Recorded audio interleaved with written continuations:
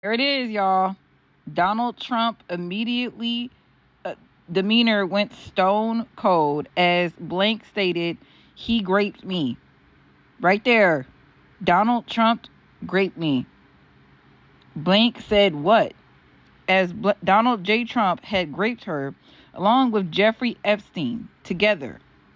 Blank noted, some girl with a funny name took me into a fancy hotel, Ghislaine Maxwell, or building. That's how it happened. Blank advised to call the police regarding the incident as Blank stated, I can't. They will unalive me.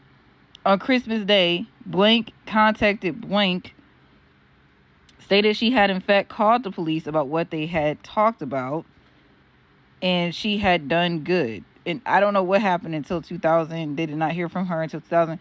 But y'all, this is scary. This other document says Blank asked Blank about his time driving a limousine for 2 years in Dallas-Fort Worth area. During this time as a driver, he had met Donald Trump. Noted he picked the president up in 1995 and took him to the DFW airport.